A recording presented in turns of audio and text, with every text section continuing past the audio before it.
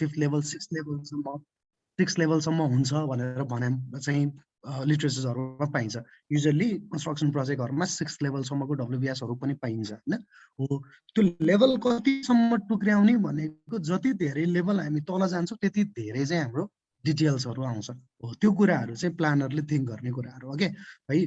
प्रोजेक्टको रिक्वायरमेन्ट कस्तो छ त्यो रिक्वायरमेन्टलाई चाहिँ प्लानरले प्लानिङमा ढाल्नु पर्यो हैन। हो त्यो कुरा चाहिँ बुझ्नु जरुरी छ। Okay exactly. सो डब्ल्युबिएस को थ्योरिटिकल कुरा गर्दै गर्ने क्रममा मैले अघि न कपिललाई गरेको जस्तै गरे अब। सो यहाँ मैले 1 मा यहाँ न्यू टास्क थपे। मैले एक्चुअली यो गरेर इन्सर्ट थिच्दाखेरि चाहिँ थपिनु पर्ने अहिले कपिलकोमा किन थपिन यहाँ गएर किबोर्डको इन्सर्ट की थिच्यो भने थपिदै जान्छ है रो। ठ्याक्कै एक्सेल जस्तै हो त्यसलाई समस्या भएन। डिलिट गर्नु भने डिलिट पनि हुँदै जान्छ है सिलेक्सन गरेपछि। सो यसैमा DPR preparation of 5 bed primary hospital हाम्रो टास्क को हैन।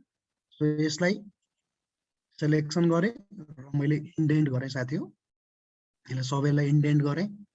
कहाँमा इन्डेन्ट गरे त भन्दा 5 बेड प्राइमरी हस्पिटल डिजाइन गर्ने प्रोजेक्टको भित्र चाहिँ यी सबै एक्टिभिटिजहरुलाई मैले इन्डेन्ट गरे। अब यो सबै इन्डेन्ट गरेका एक्टिभिटिजहरुलाई मैले अब आफ्नो हिसाबले ड्युरेसनहरु राख्दै जान्छु ताकि चाहिँ त्यो प्रोजेक्टको पिरियड चाहिँ मैले 60 डेज भित्र चाहिँ त्यसलाई सम्पन्न गर्न सकौं। सो युजुअली शेड्युलिङ गर्ने क्रममा गाइडेड चाहिँ भएर सोच्नु पर्यो हामीले कसरी भने हामीसँग कन्स्ट्रेन्ट कति छ त त्यो प्रोजेक्ट कति ड्युरेसन भित्र सकाउनु पर्ने छ त भन्ने कुरा त गाइडिङ हुन्छ। अहिलेको गर्न लागेको काम त झन् क्लाइन्टले इन्टेन्डेड गरेको प्रोजेक्ट पिरियड भित्र हामीले डेलिभर गर्छौं भनेका छौं। सो त्यो इन्टेन्डेड प्रोजेक्ट टाइम भित्र डेलिभर गर्नको लागि चाहिँ एज अ कन्सल्टेन्ट भएर सोच्ने क्रममा त्यति डेज भित्र चाहिँ डेलिभर गर्नलाई कसरी कामलाई बाँडफाँड गर्ने त भन्ने कुरा नै हो। आखिर डब्ल्युबिएस पनि बनाइरहेछौँ हामीले, रिसोर्सेस असाइन गर्नलाई डेज पनि छुट्याइरहेछौँ र त्यही अनुसारको रिक्वायर्ड ह्युमन रिसोर्सेसलाई पनि असाइन गर्छौं। आखिर कुरा त त्यही नै हो प्लानिङ भनिसकेपछि हैन। सो त्यही अनुसारले जाँदै गरौँ। सो पहिले प्रोजेक्ट स्टार्टअपमा अघि नभने जस्तो 0 डेज लाग्थ्यो। डेस्क स्टडीलाई लेट अस सपोज मैले 1 दिन राखेँ। साइट भिजिट र सर्वे गर्नलाई मैले 3 दिन राखेँ। यो टेक्निकल सोइल इन्भेस्टिगेसन अब युजुअली चाहिँ माटो परीक्षणका कुराहरू हुन्छन्। अब यसलाई चाहिँ हामीले कतिवटा बोरहोल खन्छौं त्यसलाई डिटरमाइन गर्ने कुरा हो। अलिकति एक्सपिरियन्स पनि बोल्नुपर्छ यसको लागि हैन। 15 मिटरको चाहिँ डेप्थमा जानुपर्छ कि त्यो भन्दा नि फर्दर डेप्थमा जानुपर्छ कि पानी आउँछ कि फेरि माटो कालो माटो आउँछ कि अथवा स्यान्ड छ कि कस्तो छ त्यसले पनि डेप्थ कति जाने भन्छ। नत्र भने मिनिमम 3वटा बोरहोल लिनु पर्यो र मिनिमम प्रत्येक चाहिँ बोरहोल चाहिँ 15 मिटरको डेप्थ चाहिँ मिनिमम पनि हुन पर्यो हैन। सो त्यो सबै कुराहरूले पनि गाइडेड गर्छ यस्ता कुराहरूको लागि हकमा। सो मैले अहिले तत्काललाई 5 दिन भनेर राखेँ मैले। सो कन्सेप्चुअल आर्किटेक्चरल डिजाइन गर्नको लागि चाहिँ मैले 3 दिनको दिन छुट्याएँ लेट अस सपोज। अब डिजाइन प्रेजेन्टेसन र इन्सेप्सन रिपोर्ट तयार गर्नलाई 1 दिनको चाहिँ समय राखेँ र इन्सेप्सन रिपोर्टलाई मैले 0 दिनमा चाहिँ एउटा माइलस्टोन फिक्स गरेँ। त्यसपछि सिम्पल एउटा कन्सेप्ट लगाऊ। आर्किटेक्चरल डिजाइन र ड्राइङ्स डिटेल गर्नको लागि चाहिँ कम्तीमा पनि मलाई 20 दिन लाग्छ भन्ने खालको एउटा कन्सेप्ट राखौँ।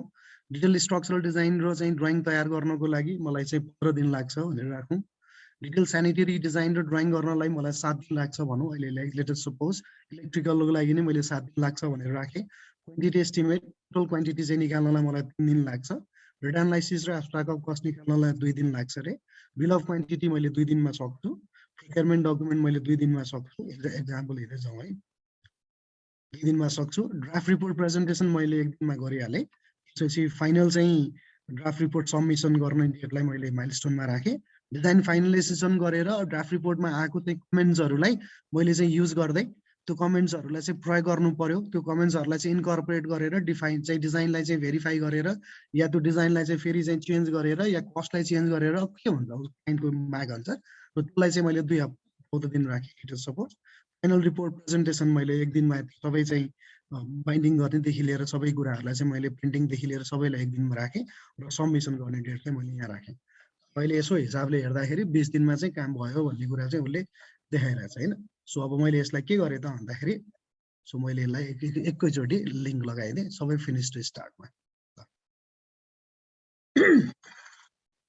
यहाँसम्म सबैले बुझ्नु भएको छ है। सर त्यो डिजाइन फाइनल ड्राफ्टको र त्यो फरक चाहिँ के हो सर त्यो सबमिसनको?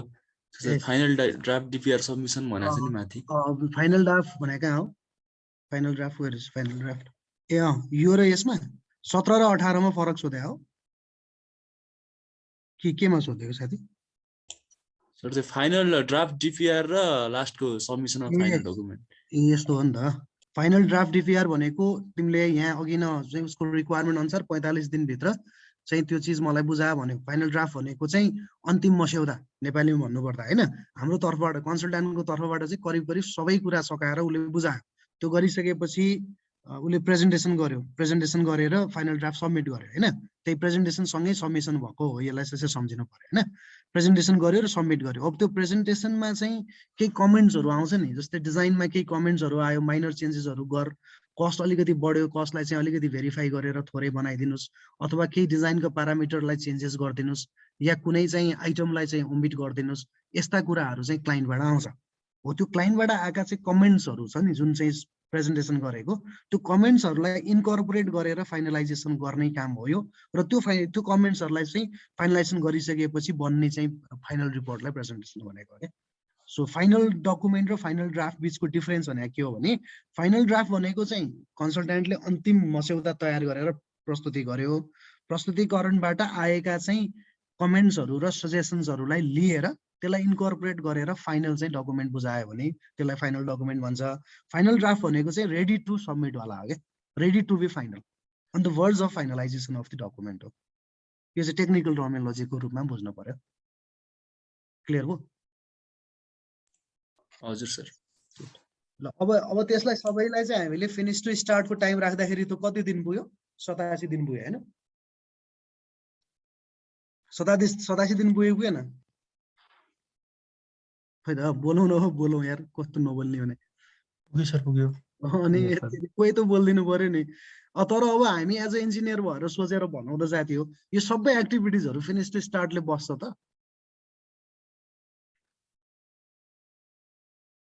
बस्छ त खोइ बस्दैन सर बस्दैन नि होइन सो पहिला सबैभन्दा फर्स्टमा हामीले केही अहिलेसम्म कसैले केही भनेन सबै ट्याङ्की ड्याङ चाहिँ कुन सेड्युलमा चलाएको छ थाहा छैन कुन क्यालेन्डरमा चलाए पनि थाहा छैन ट्याङ्की ड्याङ चाहिँ हालिएको छ 87 डेज आइसक्यो त्यो 87 डेज यहाँ सन्डे र स्याटरडे काममा लिइरहेछ अनि सन्डे र स्याटरडे 2 दिन बिदा दिएर चाहिँ 87 डेज फिनिश टु स्टार्टमा सकिन्छ भन्यो भने नि ठिकै छ नि त त्यसो किन धेरै मेहनत गरेर राख्नु यही सेड्युल बुझाइदिउँ भन्नु नि मिल्यो नि है मिल्यो कि मिलेन मिल्छ मिल्दैन सर अनि मिल्न त मिल्यो मिल्ने त किन नमिल्यो भन त ल रिसोर्सेस नदेखाइकन तिमीलाई बार चार्ट मात्र मलाई 90 डेज भित्र चाहिँ एक्टिभिटी जट डाउन गरेर चाहिँ सेड्युल पेस गर भने त मिल्यो नि त मिलेको त चट्ट लाएर यसलाई कन्ट्रोल पी गरेर हेर त कस्तो राम्रो देख्छ पिडिएफमा कसैले हेरेछ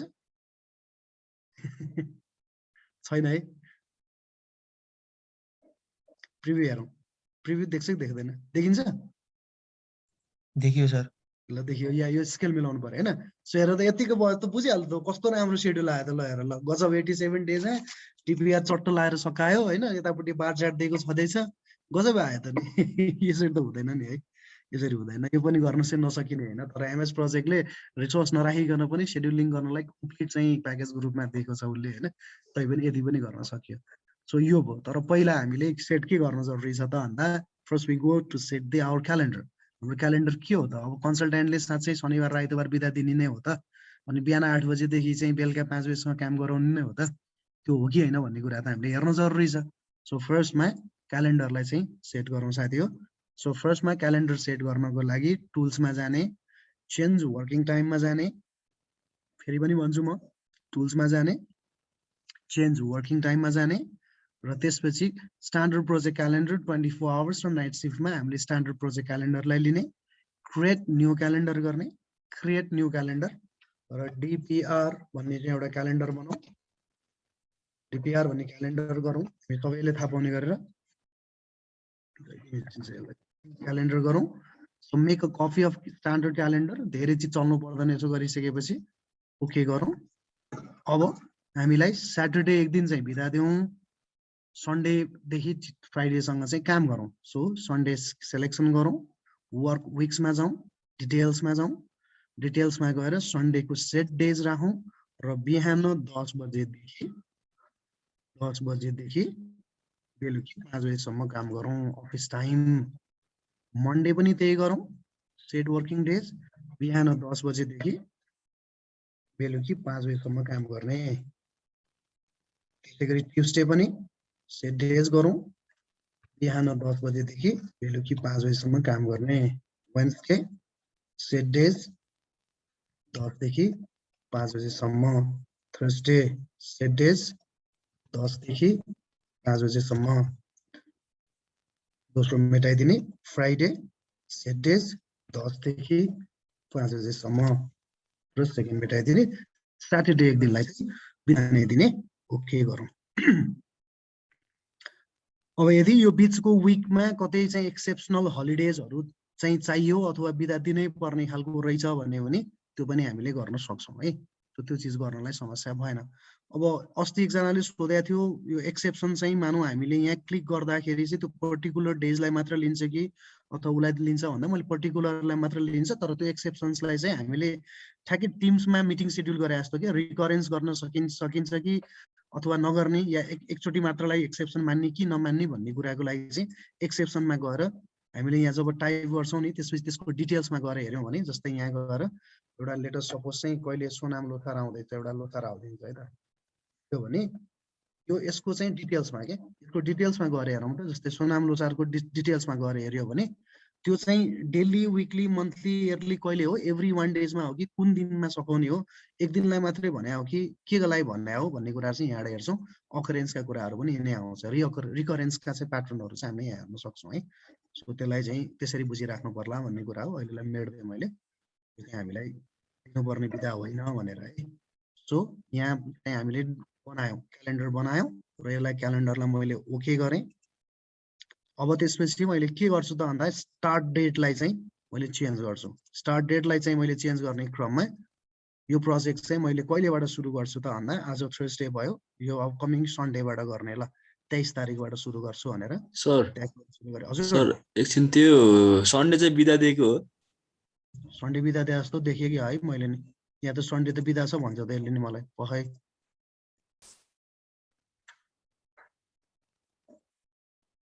DPR calendar Sunday Monday Tuesday Wednesday Thursday Friday Saturday होइन, स्याटरडे बिदा हो नि यो, स्याटरडे होइन?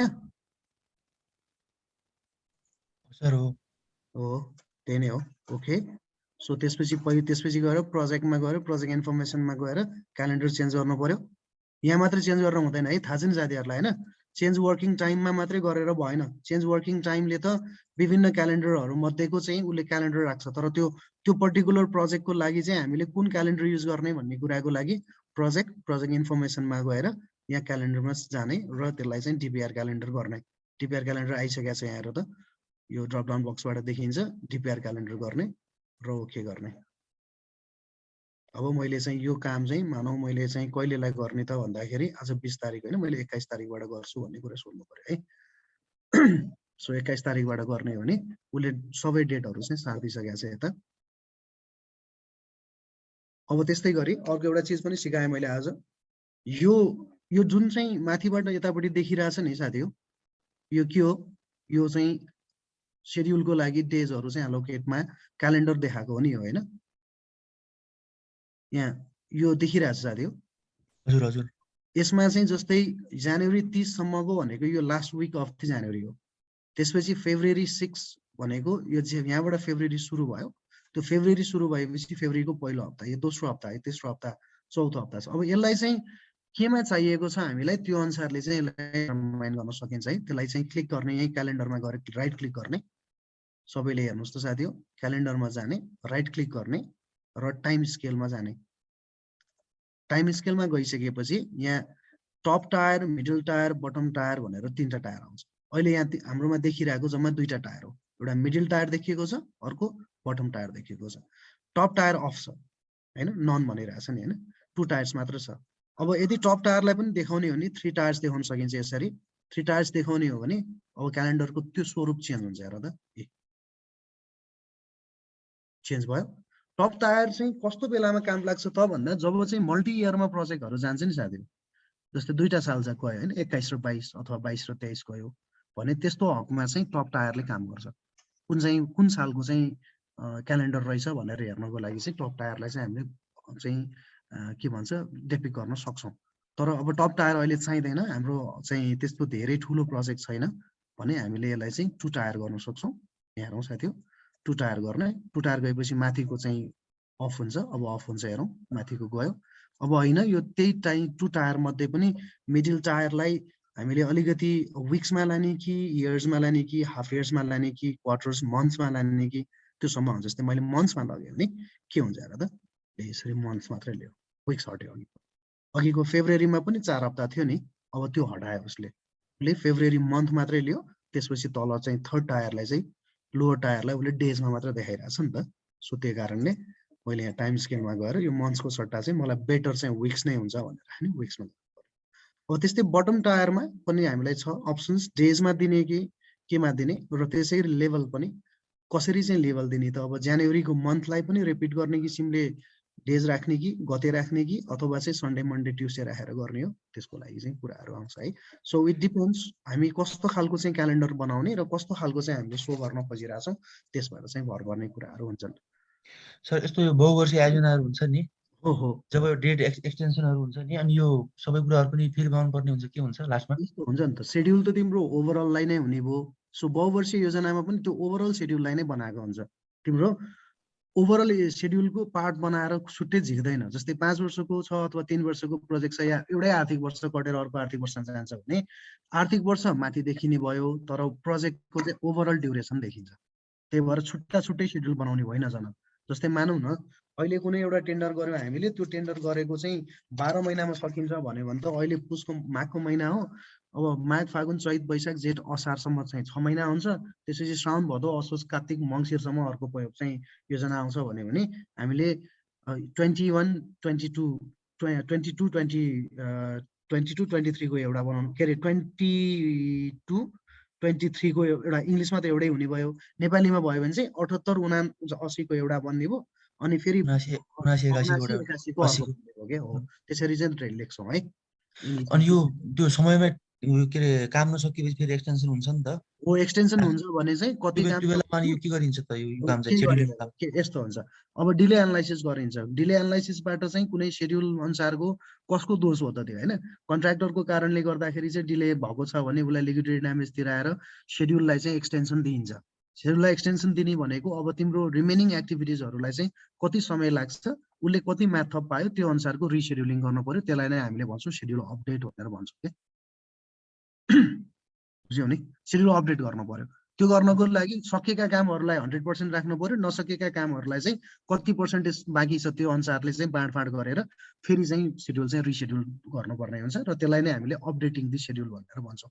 अब त्यो मामलामा कन्ट्र्याक्टरको कारणले गल्ती भएको छ भने कन्ट्र्याक्टरलाई लिक्विडेटेड ड्यामेज तिराएर टर्म एक्सटेन्सनहरू दिने चलनहरू छँदैछ। सो त्यही यो आयोजनाहरूमा यो भौतिक प्रगति र आर्थिक प्रगति दुईटा हुन्छ नि त होइन? हो। अनि यो भौतिक प्रगति त यहाँ यो सेड्युलिङकै कामहरूबाट हेरिन्छ कति टास्कहरू कम्प्लिट भयो भनेर। एकदम सेड्युलिङबाट हामीले सेड्युल अनुसारको ठ्याक्कै त्यो भौतिक प्रगति र आर्थिक प्रगतिको लागि चाहिँ ठ्याक्कै भन्ने भयो भने हामीले सेड्युल पर्फर्मेन्स र कस्ट पर्फर्मेन्सबाट हेर्न सक्छौँ कि हाम्रो भौतिक प्रगति भनेको युजली कम्प्लिसन अफ दि टास्कसँग रिलेटेड कुराहरू होइन। कति टास्क चाहिँ सक्यो त्यसको आधारमा चाहिँ भौतिक प्रगतिको प्रतिशतहरू निकालिन्छ। तिम्रो 100 भागको काम गर्नुपर्ने छ भने जति भागको काम गर्यो त्यति भागले 100लाई भाग गर्दाखेरि 100ले भाग गर्दाखेरि जति प्रतिशत आउँछ त्यसलाई हामीले भौतिक प्रगति भनेर भन्छौँ। आर्थिक प्रगति चाहिँ केसँग रिलेटेड छ त भन्दा आर्थिक प्रगति रनिङ बिलसँग रिलेटेड कुराहरू छ। रनिङ बिलमा कति चाहिँ फाइनेन्सियल ट्रान्ज्याक्सन भयो अथवा उसले कति पेमेन्ट लियो भन्ने कुराले चाहिँ आर्थिक प्रगतिलाई गाइडेड गर्छ। युजली कहिलेकाहीँ भौतिक प्रगति बढी भएको हकमा पनि आर्थिक प्रगति चाहिँ कम हुन सक्छ, किनभने बिल नउठे हुन सक्छ। तर मेजरमेन्ट भइसकेको छ, तर भौतिक प्रगतिमा चाहिँ देखिसकेको छ भने फिजिकल प्रोग्रेस चाहिँ बढ्छ तर फाइनेन्सियल प्रोग्रेस चाहिँ घट्छ। तर अचम्मित चाहिँ कुन बेला हुन्छ भने जब भौतिक प्रगति भन्दा फाइनेन्सियल प्रगति बढी हुन्छ नि तब अचम्मित हुनुपर्ने हुन्छ, नत्र भने चाहिँ बराबरी या भौतिक प्रगति बढी हुन्छ। सो अब भौतिक प्रगतिलाई डेपिक्ट गर्ने भनेको सेड्युल नै हो, किनभने सेड्युल अनुसारको काम कति भयो भन्दाखेरि उसले 100 काम गर्नुपर्ने थियो 30 काम गर्यो भनेपछि 30% काम भयो भनेर सिधा लेख्न सकिन्छ नि त होइन। त्यो कारणले हो यो लास्टतिर यो पैसा बजेट नपुगेर फेरि बजेट थप्छन् नि होइन, यो काम गर्दाखेरि त्यो पैसा थप्यो भने त्यो फेरि भएको त्यो प्रगति पनि फेरि त्यो मिनिमाइज हुन्छ, के हुन्छ त्यसमा चाहिँ? क्युमुलेटिभ हुन्छ। जस्तै 2 अरब लाग्ने योजना थियो अनि त्यो बनेन टाइममा होइन, अनि फेरि थप्छ नि त 20-50 लाख फेरि थपिदिन्छन्। अनि 90% काम भएको थियो भनेपछि पैसा त्यो थप्यो भने फेरि त्यो पैसा डिक्रिज हुन्छ, के हुन्छ वो प्रोग्रेस? होइन यार, त्यो पैसा पनि जोडिनु पर्यो प्रोजेक्ट कस्टमा, अनि फेरि त्यसपछि भाग लाग्नु पर्यो कि भनेपछि फेरि नयाँ प्रगति विवरण फेरि आउँछ। त्यो त त्यही नै हो नि। तिम्रो एक्स अमाउन्ट खर्च गर्नुपर्ने थियो, x+1 खर्च गर्नु पर्यो भने त अब टोटल अमाउन्ट त x+1 भइगयो नि। हो त्यसरी उसैले भाग गर्ने हो। त्यसमा चाहिँ छुट्टैको त्यसको छुट्टै प्रगति भन्ने नै आउँदैन, क्युमुलेटिभ हेर्नु पर्यो। अघि x भनेको 100% थियो भने अब x+1 पनि 100% भयो कि त्यसरी हेर्नु पर्यो। त्यसरी सोध्दै सोध्दै गर्दाखेरि चाहिँ धेरै कुराहरू बुझिन्छ, राम्रो कुरा हो साथी हो। ल अब यहाँसम्म हामी पुग्यौँ। ल अब साथीहरूलाई नि सोधेँ नि त मैले, त्यसो भए हामीले अब एकचोटि क्यालेन्डर चेक गरौँ है। फेरि प्रोजेक्ट इन्फर्मेसनमा जाउँ, प्रोजेक्ट क्यालेन्डर डिपिआर क्यालेन्डरमै चलिरहेको छ। ओके, अब त्यसपछि आएर त्यसपछि मैले क्यालेन्डरको वर्किङ टाइमको अझै पनि कुरा गरेको छैन। के काम गरेको छैन भने हामीले 10 बजीदेखि बेलुका 5 बजीसम्म काम गर्ने भनेको छौँ। त्यो गर्दाखेरि यसले अटो चाहिँ कति लिइरहेछ भन्ने कुरालाई हामीले हेरेको छैनौँ। अहिले म त्यतातिर हेर्न पनि पर्दैन। अहिले पहिला चाहिँ यसलाई चाहिँ सेड्युलिङ गरेर मिलाउँ, त्यसपछि हामी हेरौँ। अब एकचोटि 87 डेजमा त्यो फिनिस टु स्टार्ट मात्रै गरेर 87 डेज आइरहेछ भनेपछि यसलाई अलिकति लजिकल बनाउनु पर्यो होइन। यो सबै काम चाहिँ कहाँ फिनिस टु स्टार्टको रिलेसनसिपमा बस्छ त? यस्तो त हुँदैन नि त सेड्युलमा। केही कुराहरू त्यहाँ स्टार्ट टु स्टार्ट होला, केही फिनिस टु फिनिस पनि हुन सक्ला, अथवा कुनै चिजको प्रेडेसेसर चाहिँ गलत पो भएको छ कि त्यो पनि हेर्नु पर्यो। हेर्न त्यसले त सबै चाहिँ सिरियलमा एक्टिभिटिज हुन्छ भनेर राखिदिएको छ, तर सबै एक्टिभिटिज सिरियल नहुन पनि सक्छ होइन। फिनिस टु स्टार्टै भए पनि सिरियल नभइकन चाहिँ उसको त्यही नै प्रेडेसेसर हुनुपर्छ भन्ने जरुरी भएन, अथवा त्यसको त्यही नै सक्सेसर हुनुपर्छ भन्ने जरुरी भएन। त्यो कारणले एकचोटि चेक गर्दै जाउँ न हाम्रो हिसाबले। सो प्रोजेक्ट स्टार्टअपलाई 0 डेज राख्यो, ठिक छ, यो माइलस्टोनको रूपमा बसेको छ। 1/23बाट चाहिँ प्रोजेक्ट सुरु हुन्छ भनेर भनेकै छौँ हामीले। अब डेस्क स्टडी गर्नलाई 1 दिन लाग्छ भनेपछि डेस्क स्टडी गर्ने भनेको चाहिँ प्रोजेक्ट स्टार्टअप गरिसकेपछि नै हो। त्यही कारणले यसलाई प्रेडेसेसर 2 राख्दाखेरि समस्या भएन। यो भनेको finish to start relationship with the project startup भनेर भन्यौँ। अब साइट भिजिट र सर्वे भन्ने कुरा चाहिँ डेस्क स्टडीसँगै रिलेटेड हुन्छ, किनभने डेस्क स्टडीमा चाहिँ हामीले कति कुराहरू छ त्यसको लिटरेचर्सदेखि लिएर त्यहाँको स्थानहरू, गुगल चाहिँ अर्थहरू चाहिँ हेर्ने कुराहरू, त्यहाँको चाहिँ भनौँ न केही इन्फर्मेसन्सहरू क्यालकुलेट के अरे कलेक्सन गरेर ल्याएको चाहिँ इन्फर्मेसनहरूलाई चाहिँ स्टडी गर्ने कुराहरू चाहिँ डेस्क स्टडीसँग रिलेटेड भयो हुनाले त्यसपछि साइट भिजिट गरौँला भन्ने हो। सो साइट भिजिट र सर्वे चाहिँ हामीले सुरु गर्छौँ। तर यो जियो टेक्निकल सोइल इन्भेस्टिगेसन गर्नलाई त साइट भिजिट सकिनुपर्छ त, जरुरी छ त? छैन सर, छैन नि होइन। तर साइट भिजिट गरिसकेपछि टेन्टेटिभ हामीले चाहिँ बिल्डिङ बन्ने लोकेसन चाहिँ भनौँ न आइडेन्टिफाई गऱ्यौँ भने त जियो टेक्निकल इन्भेस्टिगेसन गर्न त सक्छौँ। त्यही कारणले गर्दा जियो टेक्निकल सोइल इन्भेस्टिगेसनलाई साइट सर्वे गरेर सकिसकेपछिको रिपोर्टलाई हेरेर मात्रै गर्नुपर्छ भनेर भन्न पनि जरुरी भएन। साइट भिजिट गर्दै गर्ने क्रममा Jio technical site investigation certain days पछि सुरु गर्न सकिन्छ। जस्तै साइट भिजिटसँग चाहिँ हामीले त्यसलाई लेख्नु पर्यो। यदि चाहिँ सँगै गर्ने हो भने स्टार्ट टु स्टार्ट राख्यो भने त यसले सँगै गर्छ। गर्ने बित्तिकै डेजमा चेन्ज हुन्छ हेरौँ है। 84 डेजमा आइसक्यो, किनभने 3 दिन बढी कम काम भइसक्यो हामीलाई। स्टार्ट टु स्टार्ट अब यो चिजले अलिकति अस्तिको भन्दा रमाइलो भयो नि होइन, किनभने अब यहाँ टोटल डेज देखिसकेपछि हामी भाग्दैछौँ कि डेज भन्दा पर जाँदैछौँ कि या डेज चाहिँ भन्दा धेरै नै कम छौँ कि भन्ने कुरालाई नि हेर्न सजिलो बनाइदिइरहेछ हामीलाई। र फेरि तिमीले याद गर त, काहीँ कुनै पनि चिज चलाउँदाखेरि चाहिँ जस्तै फो एस टु एस गर्ने बित्तिकै यसले के गर्यो भने मैले फो मात्रै गर्दाखेरि एउटा केसमा जस्तै मैले फो मात्रै गरेँ, मात्रै गर्ने क्रममा 87 थियो। सो अब मैले यसलाई चाहिँ फोसँग तिमी स्टार्ट टु स्टार्ट हुने हो भन्ने बित्तिकै उसले अटो क्यालकुलेट गर्यो डेजलाई होइन। अटो क्यालकुलेट गरेर 84 डेजमा लिएर आइदियो हाम्रो प्रोजेक्टलाई। सो फो स्टार्ट टु स्टार्ट भनेर राख्यौँ। तर फो स्टार्ट टु स्टार्ट नगरिकन फो स्टार्ट टु स्टार्ट पछाडिको चाहिँ 1 दिनपछि गरौँ अथवा 2 दिनपछि गरौँ भन्यो भने लिड टाइम चाहिँ हामीले सो 2 दिन चाहिँ मैले जोडेँ भने अब फेरि त्यहाँ ड्युरेसन बढेको थियो। 86 भइसक्यो किन 2 दिन त एक्स्ट्रा लागिसक्यो नि त यहाँ। त्यो 2 दिन त कुरिसक्यो नि त हामीले। सो त्यो 2 दिन वेटिङ गरेको टाइम पनि उसले प्रोजेक्ट ड्युरेसनमा हालिसकेको छ। सो 2 दिन चाहिँ लाग्छ भन्यो भने त्यस्तो हुने भयो होइन। स्टार्ट टु स्टार्ट गर्ने हो, दुईटा सँगसँगै गर्ने हो भन्यो भने त्यो अनुसारले जाने। अब मानौ 2 दिन होइन 1 दिनको चाहिँ सबै हेरिसकेपछि अनि बल्ल चाहिँ जो के भन्छ हामीले यो गर्नु पर्यो, सोइल चाहिँ इन्भेस्टिगेसन गर्नु पर्यो भन्यो भने 1 दिन राखौँला। अब कन्सेप्चुअल आर्किटेक्चरल डिजाइनको लागि चाहिँ केसँग रिलेटेड छ ल भन्नु त साथी? Site visit survey. Site visit सर्वेसँग रिलेटेड छ होइन। साइट भिजिट सर्वेसँग किन रिलेटेड छ भने यसलाई जियो टेक्निकल सोइल इन्भेस्टिगेसन कुरिराख्नु जरुरी भएन। तर साइट भिजिट र सर्वे सकिसकेपछि चाहिँ कन्सेप्चुअली आर्किटेक्चरल डिजाइन चाहिँ गर्न सकिन्छ हैन। कतिपय ठाउँमा चाहिँ जियो टेक्निकल सोइल इन्भेस्टिगेसन गरेर त्यो कुन चाहिँ टोपोग्राफीमा कहाँ छेउ चाहिँ छ, कस्तो खालको चाहिँ भनौँ न त्यो टेरेन छ, त्यसले पनि चाहिँ जो सोइल इन्भेस्टिगेसनमा केही फरक पार्छ भने हाम्रो आर्किटेक्चरल चाहिँ जुन ठाउँमा चाहिँ हाम्रो फुटप्रिन्ट बस्छ बिल्डिङको त्यो चाहिँ अलिकति फरक पर्ने भएको हुनाले जियो टेक्निकल पनि हेरौँ न भन्ने आउन सक्ला। तर त्यो जरुरी छैन। कन्ट्रोल सर्वे र टोपोग्राफिकल सर्वे पछि हामीले करिब करिब चाहिँ ओरिएन्टेसन लिएर बिल्डिङ कहाँ छेउ बस्छ, कुन फुटप्रिन्टमा बस्छ, कुन ठाउँमा चाहिँ फुटप्रिन्ट राख्ने भन्ने कुराहरू चाहिँ हामीलाई करिब करिब आइडिया भइसक्ने भएको कारणले we have to think about the completion of the site visit, right? So once the site visit and survey is completed, we can immediately start the conceptual architectural design. So conceptual architectural design is directly related with the site visit and survey.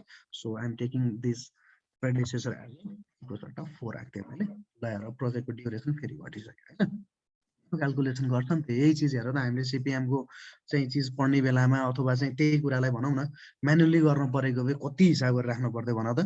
हरेक पटक चाहिँ date change गर्ने बेलामा हरेक पटक नयाँ network diagram बनाएर हरेक पटक चाहिँ अर्ली स्टार्ट र फिनल लेट फिनिश चाहिँ लेट स्टार्टको टाइम क्याल्कुलेट गर्नु पर्थ्यो कि पर्दैन थियो भन त। खोइ पर्थ्यो सर, कसैले भनेन हो कि हैन भन त। नत्र अनि तिमीले एउटा डेट राखेर गर्थ्यौ, फेरि सबै एक्टिभिटिजको कुनै एक्टिभिटीलाई चेन्ज गर्नु पर्यो भने फेरि रिक्याल्कुलेट गर्नु पर्थ्यो। हरेक पटक हामीले चाहिँ क्याल्कुलेट गरे गर्नु पर्थ्यो हैन। तर त्यो गर्न जरुरी छैन अहिले यसमा, उले आफैले अटो क्याल्कुलेसन गर्दिरहेको छ। अब त्यसपछि design presentation and inception report भनेको आर्किटेक्चरल डिजाइन सकिसकेपछि हुने भएको कारणले गर्दा यसलाई 6 राख्यौं हामीले र त्यसलाई चाहिँ सकाइदेऊ र इन्सेप्सन डिजाइन रिपोर्ट चाहिँ हामीले 7 मा चाहिँ राख्यौं। त्यो डिजाइन प्रेजेन्टेसन सकिने बित्तिकै इन्सेप्सन सकिने भएको कारणले यसलाई चाहिँ त्यसमा राख्यौं। अब डिटेल आर्किटेक्चरल डिजाइन ड्राइङ भनेको कुरा conceptual architectural design, design presentation र इन्सेप्सन सबैसँग रिलेटेड भएको कारणले यसलाई तिमीले 6, 7 मा 8 पनि राख्न सकिन्छ। तिनै सकिन्छ भन्ने हिसाबले हो। तर 8 सकिन्छ भने पनि समस्या होइन, किनभने कन्सेप्चुअल आर्किटेक्चरल डिजाइनले पनि त गाइड गर्छ नि त। त्यसले गर्दाखेरि यदि यो 6 नराख्ने हो भने यसमा के चेन्ज आउँछ भनेर हेरौँ है त एकचोटी। साथीहरु मैले पहिला गरेको बुझिरहेछौ। यो 6, 7, 8 किन राखेँ मैले यहाँ? अब यो भनेको प्लानरले सोच्ने कुरा है साथी हो। मैले जे भनिरहेको छु त्यही नै ठ्याक्कै हुन्छ भनेर चाहिँ सोच्नु परेन। मैले मेरो लजिक दिइरहेको छु नि त हैन। त्यो लजिक चाहिँ प्लानरले सोच्नु पर्यो के कस्तो खालको लजिकमा सेट गर्ने मैले भनेर।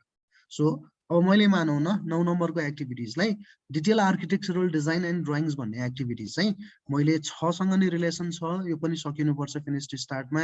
डिजाइन प्रेजेन्टेसनसँग पनि रिलेटेड छ र इन्सेप्सन रिपोर्ट सकेपछि पनि आर्किटेक्चरल डिजाइन सकाउने हो। किन इन्सेप्सनलाई किन जोडेको भने बिचा खाली देख्छ, लिंक देख्दैन, त्यही कारण त्यो लिंक मात्र जोडेको हो। यसले यो भयो नभए नि यसले चाहिँ अप्ठ्यारो पार्छ पर्दैन भन्ने कुरामा अहिले पार्यो, किनभने इन्सेप्सन रिपोर्ट भित्र त्यो सबै कुराहरू परेको छ। सो त्यही कारणले गर्दा मैले यसलाई यहाँ पनि राखेँ हैन।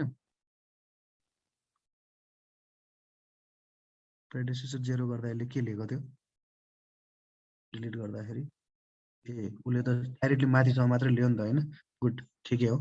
सो 7 त्यसपछि अब यो 8, 6 र 7 अथवा 6, 7 र 8 मा चाहिँ मैले लेटर सपोज चाहिँ 6 भन्ने चाहिँ पार्टलाई चाहिँ हटाइदिएँ। घरिघरि रिसोर्सको खुलिरहेछ, आज रिसोर्स सिक्ने भने भएर 7, 8 गरे भने यसले खासै चेन्ज त केही पनि ल्याएन 6 मा हैन। किनभने 6 सँग रिलेटेड भएको कारणले 6 पछाडी 7, 7 को चीज भयो, इन्सेप्सनलाई 0 राखेपछि ठीक छ। तर हामीले यसलाई 6, 7, 8 राख अहिलेलाई। अब detail structural design and drying चाहिँ केसँग रिलेटेड छ भन त? डिटेल आर्किटेक्चरल ड्राइङ मात्रै हो त? सोइल टेस्टसँग नि त रिलेसन छ नि हैन? सोइल टेस्टसँग रिलेसन छ कि छैन? जियो टेक्निकल सोइल इन्भेस्टिगेसन पनि त सकिन पर्यो हैन? सो त्यो भयो भने हामीले 5 मा 9 गर्नु पर्यो यहाँ। त्यसैगरी अब स्यानिटरी डिजाइन ड्राइङ इलेक्ट्रिकल चाहिँ सिधै आर्किटेक्चरलसँग मात्रै रिलेटेड छ। सो त्यो कारणले गर्दा 10 को चाहिँ 11 को लागि पनि 9 गर्नु पर्यो। अब घटिसक्यो अरे डेज त्यहाँ 12 को लागि इलेक्ट्रिकललाई पनि 9 गर्नु पर्यो। 60 दिनमा आयो है। किन यस्तो आयो? किनभने अघिको चाहिँ प्रेडेसेसर हाम्रो के थियो भने डिटेल स्यानिटरी चाहिँ स्ट्रक्चर जोडिसकेपछि मात्रै गर्ने भन्ने खालको रिलेसन देखाइरहेको थियो यसले। तर स्यानिटरी गर्नलाई स्ट्रक्चरल डिजाइनसँग रिलेसन छैन, यसलाई कुरिराख्नु परेन। त्यो कारणले यो कहिलेबाट सुरु गर्न सक्छौं त भन्दा जब आर्किटेक्चरल सकिन्छ तब हामीले इलेक्ट्रिकल सुरु गर्न सक्छौं, स्यानिटरी सुरु गर्न सक्छौं। त्यो कारणले गर्दा मैले के गरेँ त भने स्यानिटरी र इलेक्ट्रिकलको डिजाइन ड्रइङलाई चाहिँ मैले आर्किटेक्चरल डिजाइन सकिने बित्तिकै सुरु गर्छु भनेर मैले राखेँ भने हामीले स्यानिटरीलाई पनि 9 मा राख्न सक्छौँ। यसको प्रेडेसेसर पनि आर्किटेक्चरल हो, यसको प्रेडेसेसर पनि आर्किटेक्चरल हो भन्ने बित्तिकै माथि डेट चेन्ज भयो है। अब अर्को हिसाबमा मानौँ न यसलाई चाहिँ यो दुईटालाई चाहिँ स्टार्ट टु स्टार्टको रूपमा पनि हेर्न सकिन्छ है। जस्तै इलेक्ट्रिकल र स्यानिटरी चाहिँ राइट आफ्टर आर्किटेक्चरल सकिसकेपछि गर्ने भन्यो भने स्यानिटरी र इलेक्ट्रिकलको रिलेसन चाहिँ आर्किटेक्चरलसँग पनि छ। तर इलेक्ट्रिकल र स्यानिटरी चाहिँ प्यारलली काम गर्ने भएको कुराले हामीले के गर्न सक्छौँ भने यसलाई 9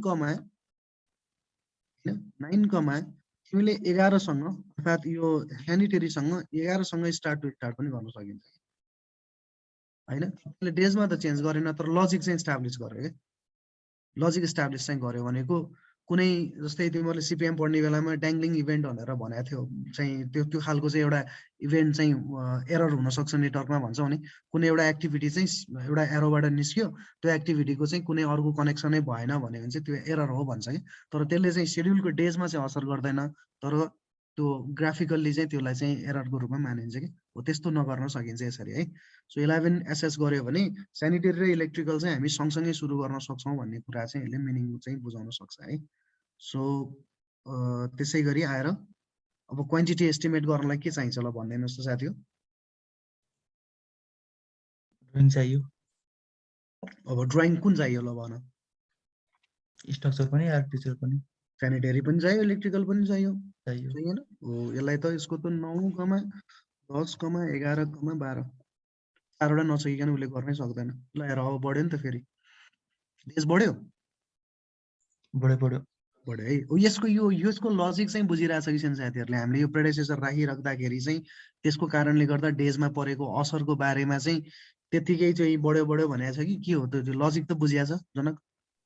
बुझिरहेछ सर। पक्का हो, गुड। अब एब्स्ट्राक्ट अफ कस्ट र रेट एनालाइसिस गर्नलाई के सकिनुपर्छ? Quantity estimate. सो यसलाई त 13 राखे पुग्यो। बिल अफ क्वान्टिटी बनाउनलाई के सकिनुपर्छ? कस्ट र रेट एनालाइसिस सकिनुपर्छ। प्रोक्युरमेन्ट डकुमेन्ट बनाउनलाई के सकिनुपर्छ? बिओक्यू सकिनु पर्यो, क्वान्टिटी एस्टिमेट पनि सकिनु पर्यो। त्यो सबै चाहिँ फिनिश टु स्टार्टको रिलेसनमा भएको कारणले 14 सँग रिलेटेड 15 सँग रिलेटेड छ भनेर सोध्दा भयो। अब ड्राफ्ट रिपोर्ट प्रेजेन्टेसनको लागि त्यो सबै सकिसकेपछि बल्ल गर्ने हो है। अब यो गर्ने क्रममा चाहिँ हामीले के हेर्न सक्छौँ भने ड्राफ्ट रिपोर्ट प्रेजेन्टेसन भनेको सबै कुरा सकिनु पर्यो नि त हैन। सबै कुरा सकिनु परेको परेन। सो सबै कुरा सकिने भनेको त प्रोक्युरमेन्ट डकुमेन्टसम्म आइपुग्दाखेरि चाहिँ तिम्रो सबै कुरा सकिन्छ भनेपछि यसलाई 16 फिनिश टु चाहिँ स्टार्ट राखे नि केही फरक परेन। त्यसपछि ड्राफ्ट रिपोर्ट प्रेजेन्टेसन हामीले 16, 17 लाई नै मान्नु पर्यो। र त्यसै गरी डिजाइनको फाइनलाइजेसन गर्नको लागि चाहिँ केसँग रिलेटेड छ त? अब 18 सँग रिलेसन छ कि ड्राफ्ट रिपोर्ट प्रेजेन्टेसनसँग रिलेसन छ त? यो दुईटैसँग रिलेसन छ। यसको हामीले 17 र 18 दुईटै सकिनुपर्छ यसको लागि। र फाइनल रिपोर्ट प्रेजेन्टेसन डिजाइन फाइनलाइजेसन पछि चाहिँ गर्ने भए हुनाले 19 राख्यौँ र सबमिसन अफ फाइनल डकुमेन्ट चाहिँ 20 मा राख्यौँ भने अघि नै हाम्रो कति दिन आएको थियो सुरुमा? 87 थियो, अब 68 मा झऱ्यो हैन। सो अब स्टिल यो चिज अझै पनि चेन्ज हुन्छ है साथी हो। हामीले त एउटा लेभलको अलिकति इन्टरभेन्सन गर्यौँ आज बेसलाई चलाएर हेर्दाखेरिको हकमा। प्रेडेसेसरको रिलेसनसिपले टास्कको चाहिँ डिपेन्डेन्सिजले गर्दाखेरि चाहिँ प्रोजेक्टको ड्युरेसनमा चाहिँ असर पर्छ भन्ने कुरा थ्योरिटिकल जे पढेको थियो प्रोजेक्ट इन्जिनियरिङमा यहाँ देखियो। टास्क डिपेन्डेन्सिजले प्रोजेक्टको ड्युरेसनमा असर गर्छ। त्यही कारणले त कुनै पाथ क्रिटिकल हुन्छ, कुनै पाथ नन क्रिटिकल हुन्छ। जस्तै अब अहिलेलाई एकचोटि चेक गरौँ त यसको ग्यान्ट चार्टमा गएर लिटो डायग्राम हेरौँ क्रिटिकल पाथ कहाँ छ भनेर उसले देखाइसक्यो हामीलाई। ल हेर कुन चाहिँ क्रिटिकल पाथमा परेको छ भन्ने कुरा उसले देखाइसक्यो।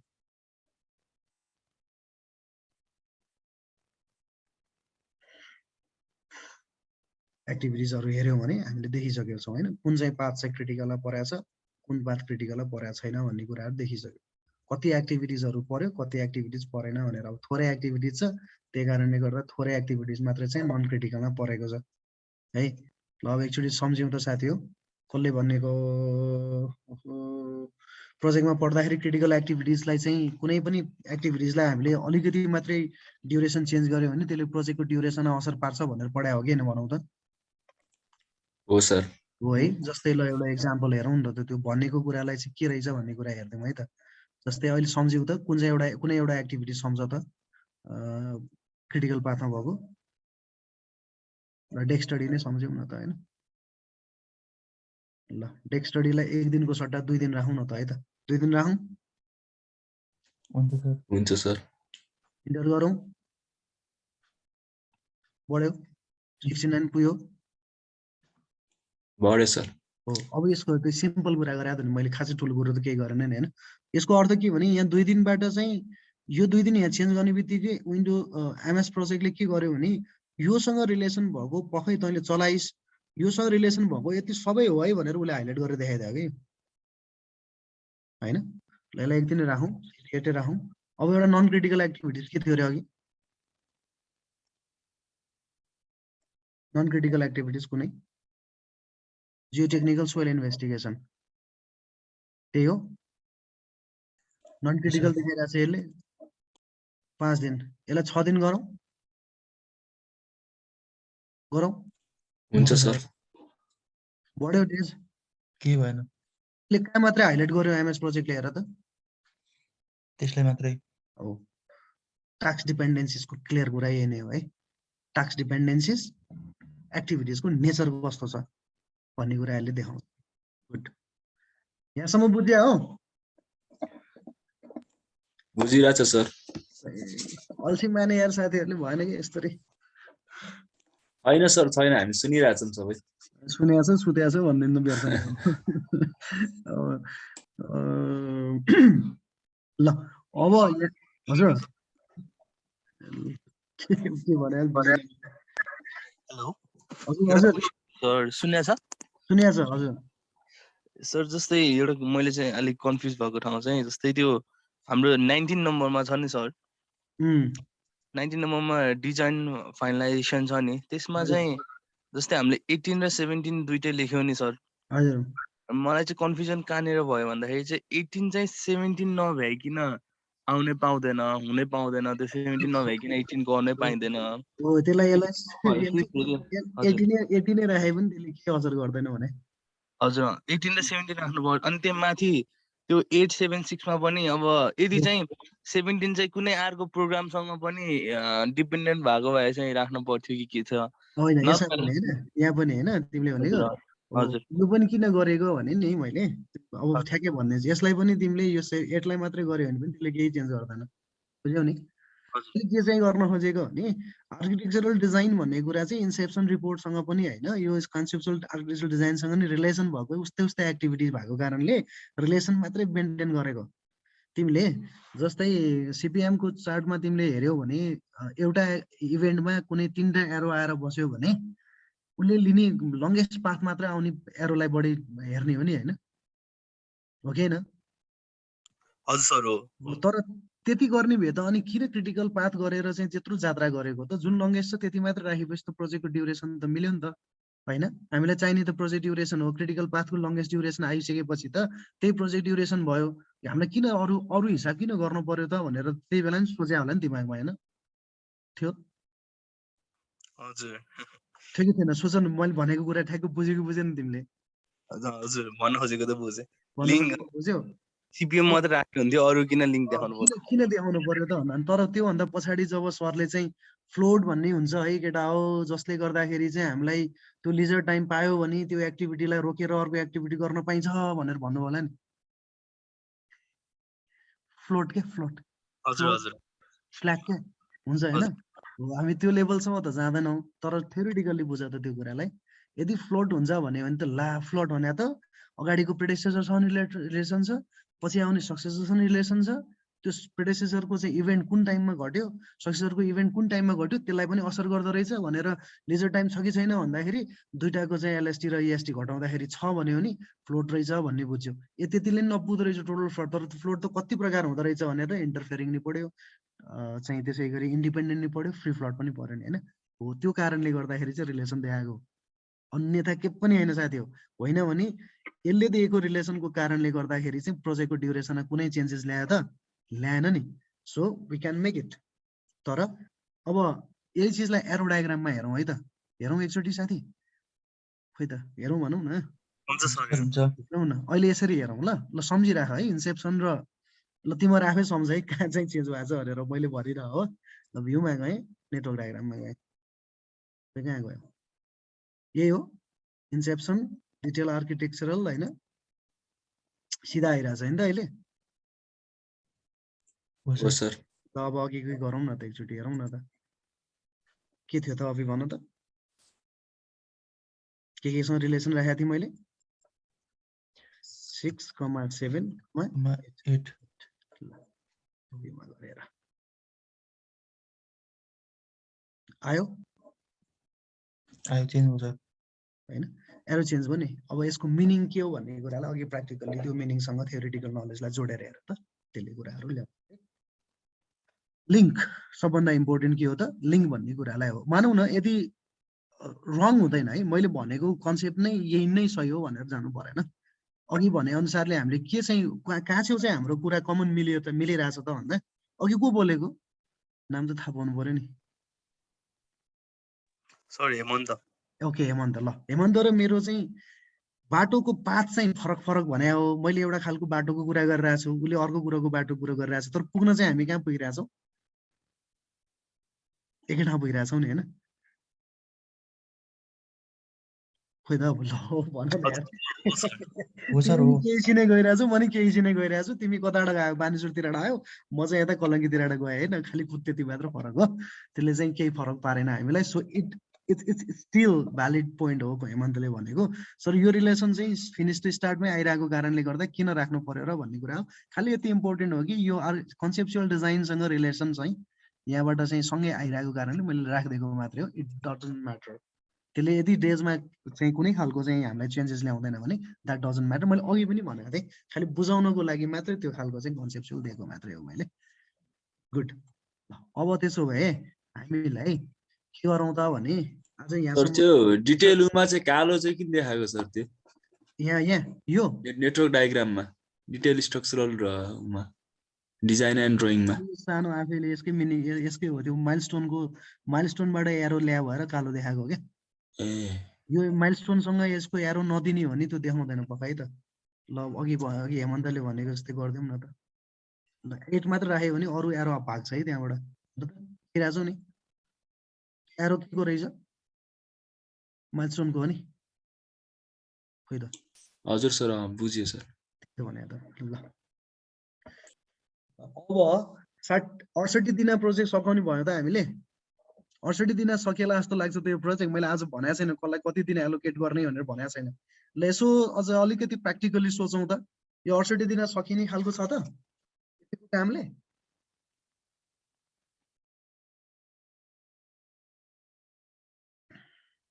खोइ त भन्दैनन् नि यस्ता छन् साथीहरू बढी टाइम लाग्न सक्छ सर बढी टाइम 90 दिन दिएछ क्लाइन्टले भने किन चाहिँ 68 दिन सकाएर चाहिँ दुःख किन पाउनु होइन माइलस्टोनको डेट हामी आफैले चाहिँ राखेर दिँदाखेरि चाहिँ यस्तो भइसकेको छ अनि त्यहाँबाट चाहिँ कसरी हुन्छ त है भन्ने कुरा नि त आउन सक्ला नि होइन एकचोटि इन्सेप्सनको डेटलाई चेक गरौँ है उसले दिएको डेट कति हो हामीले राखेको डेट कति हो सो मैले के गरेँ साथी हो प्रोजेक्ट स्टार्टअपमा गएँ है सबैले सुनिराख्नु भएको छ प्रोजेक्ट स्टार्टअपमा गएँ र त्यहाँबाट मैले इन्सर्ट गरेँ एउटा डेट र यहाँ मैले के लेखेँ भने इन्सेप्सन भनेर राखेँ इन्सेप्सन फेज के राखेँ इन्सेप्सन फेज राखेँ बाहिर निकालेँ अब यो बाँकी रहेको प्रोजेक्ट स्टार्टअपदेखि इन्सेप्सन रिपोर्टसम्मकोलाई मैले इन्डेन्ट गरेँ इन्सेप्सन फेजभित्र कहाँभित्र गरेँ इन्सेप्सन फेजमा गुड त्यसपछि मैले फेरि डिटेल आर्किटेक्चरल डिजाइनको अगाडि गएर एउटा अर्को रो इन्सर्ट गरेँ र यसलाई मैले चाहिँ के राखेँ ड्राफ्ट फाइनल फेज भनेर राखेँ र त्यसै गरी डिटेल स्ट्रक्चरलदेखि ड्राफ्ट रिपोर्ट प्रेजेन्टेसनसम्म पार्टलाई मैले इन्डेन्ट गरेँ ड्राफ्ट फाइनल फेजभित्र पहिला यसलाई बाहिर निकालेर ड्राफ्ट फाइनलै बाहिर निस्केर हिँड्छ ल अब निस्क्यो र त्यसै गरी आएर मैले फाइनल डिपिआर प्रेजेन्टेसन यो पनि यसलाई इन्डेन्टै गर्नु पर्यो यसैभित्र त्यसै गरी अब त्यहाँबाट चाहिँ फाइनल भनेर राखेँ मैले इन्सर्ट गरेर फेरि यहाँ गएर फेरि इन्सर्ट गरेँ मैले किबोर्डबाट सिकाइरहेको है राइट क्लिक गर्नुभन्दा पनि फाइनल रिपोर्ट भनेर राखेँ र यो फाइनल रिपोर्टलाई पहिला आउटडेन्ट गर बाहिर निकाल र बाँकी रहेकोलाई चाहिँ भित्र हाल, इन्डेन्ट गर। यो क्वाइट इजी छ नि हैन इन्डेन्ट गर्नलाई त, गाह्रो छैन नि साथी हो। छैन सर, छैन। छैन सर। तर यसले गर्दा कस्तो स्वरूप कस्तो राम्रो देखियो हेर त, अघिको भन्दा देखेन? अब उसले भने अनुसारको माइलस्टोन अनुसार दिन सक्यौं हामीले?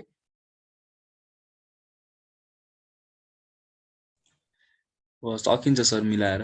अब उसले पनि त्यही अनुसारले सोधेको थियो नि त हामीलाई हैन, 3टा फेजमा बाँड नि त भन्दाखेरि हामीले बाँड्यौं। ल हेर त साथी हो, हामीले कहाँ छेउ चाहिँ अलिकति आफ्नो टाइमलाई बाई गरेछौँ। इन्सेप्सन हामीले कति दिनमा बुझाउन खोजिरहेको छौँ अब? 8 दिनमा हैन त? हो सर। हेर है, यो जम्मा भएकोमा तिमीले यहाँ चल्नै पाउँदैन। हेर त यो देखिरहेछौ, तिमीले इन्ट्री गरेको म्यानुअल इन्ट्री गरेकोमा चाहिँ तिमीलाई चल्न दिइरहेछ, तर उसले आफै क्याल्कुलेट गरेकोमा चल्न दिइरहेको छैन। याद गर्यौ? त्यही भएर यस्तो गर्नु पर्यो क्या। यो गर्दाखेरि चाहिँ हाम्रो प्रोजेक्ट ठ्याक्कै थाहा हुन्छ नि त कहाँ छ भनेर। सो त्यसले गर्दाखेरि सो उसले इन्सेप्सन चाहिँ उसको रिक्वायरमेन्ट अनुसार कति दिनभित्र भनेको थियो हामीलाई? 15 दिन। 15 दिन हैन भनेपछि यहाँबाट हामीले कति दिन बाई गरेछौँ? 7 दिन। 7 दिन। त्यसै गरी ड्राफ्ट फाइनल कति दिनमा देऊ भनेको थियो उसले? ड्राफ्ट फाइनल 45 हैन त? हो 60 दिन भनेको थियो होला हैन? विदिन 60 डेज भनेको थियो नि त?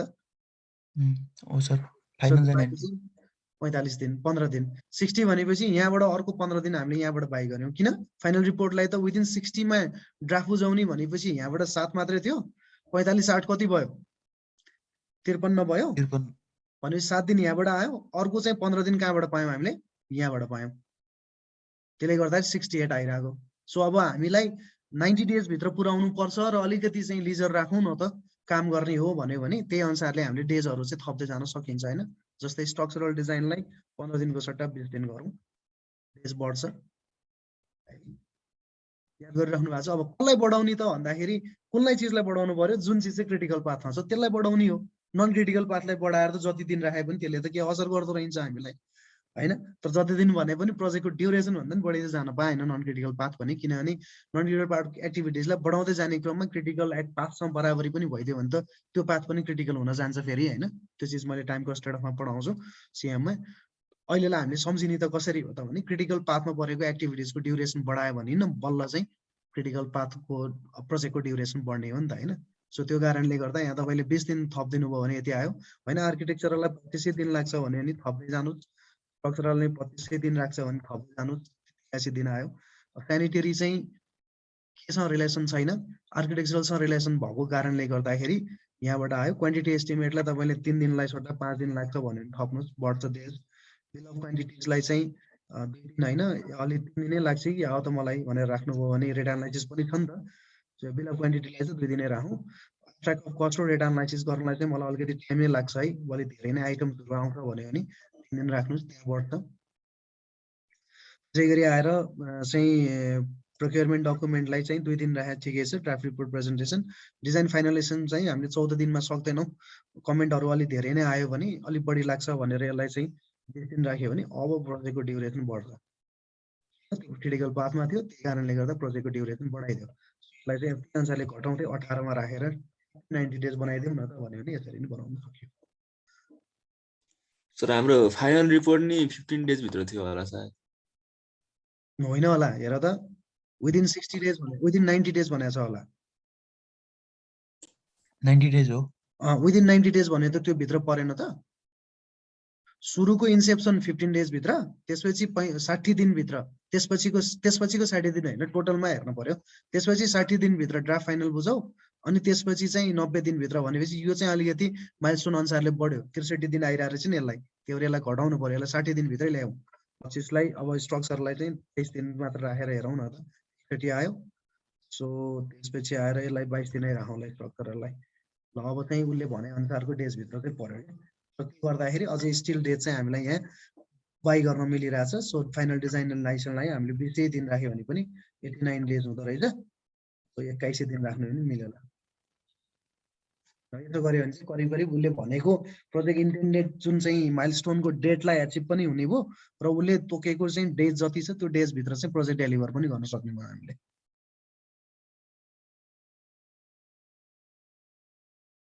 सर हामीले प्र्याक्टिकली अलिकति ऊ राख्दैनौँ सर, जस्तै 90 डेजकै सेड्युल बनायो भने राख्छौँ त। यो त यसरी चाहिँ यहाँसम्म पो लिएर आयो त। अब रिसोर्सलाई राख्नु बाँकी छ नि त। रिसोर्स राखेपछि पो मजा आउँछ त अझ हेर्नलाई। रिसोर्स राख्ने बित्तिकै तिमीलाई घटाइदिन्छ त्यो डेजहरू, कुनै डेज घटाइदिन्छ कुनै डेज बढाइदिन्छ। किन? रिसोर्समा तिमीले कति प्रकारको रिसोर्स एलोकेट कसरी गर्छौ त्यसमा डिपेन्ड गर्छ। फेरि एमएस प्रोजेक्टलाई तिमी आफैले रिसोर्स लेभलिङ गर भन्यो भने यस्तो धेरै चेन्ज गरिदिन्छ कि तिमीलाई पत्ता लगाउनै गाह्रो हुन्छ कुन कुनमा कहाँ के चेन्ज गर्यो भनेर यसले। त्यही भएर हामी म्यानुअली बिस्तारै बिस्तारै हेर्छौँ त्यो कुराहरू। हामी त्यो इस्टिमेटहरू गर्दाखेरि त कन्टिन्जेन्सीहरू राख्छौँ नि, यो सेड्युल गर्दाखेरि चाहिँ राख्दैनौँ त्यस्तो कुराहरू हुँदैन।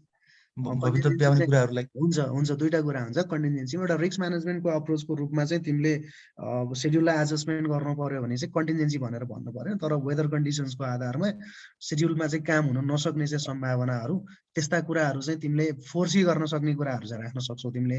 तर फोर्सी गर्न नसकिने खालका रिस्कका कुराहरू आयो भने चाहिँ त्यसलाई सेड्युलले कभर गर्दैन। त्यसले चाहिँ सेड्युललाई मात्रै होइन ओभरअल प्रोजेक्टलाई नै एफेक्ट गर्ने भयो। जस्तै कस्तो त भन्दा फोर्स मेजरका कुराहरू आयो, पेन्डेमिकका कुराहरू, त्यसै गरी फ्रस्ट्रेसनका कुराहरू आयो, नेचुरल डिजास्टर्सहरू आयो भने त्यसलाई चाहिँ तिमीले फोर्सी गर्न सक्दैनौ।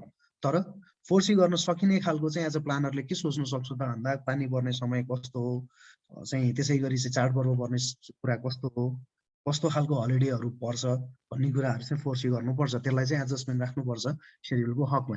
अब इट डिपेन्ड्स, क्लाइन्टको तर्फबाट तिमीले सेड्युल बनाइरहेछौ भने तिमीले माइक्रो लेभलमा प्लानिङ गरे पुग्छ। बुझिरहेछौ? म्याक्रो लेभलमा कसरी भन्दा एउटा इन्टेन्डेड कम्प्लिसनको टाइम राख्नको लागि क्लाइन्ट आफै पनि त अस्योर हुन पर्यो नि। जस्तै यो 90 डेज भित्र सकिन्छ भन्नको लागि त्यही अनुसारको चाहिँ इनपुट यसरी तयार गर्नुपर्छ भनेर क्लाइन्टले पनि सोच्न सक्ने भयो। तर अब यही चिज चाहिँ कन्सल्टेन्टबाट चाहिँ हामीले गर्नु पर्यो भने त्यसको माइक्रो लेभलमा गर्छौँ।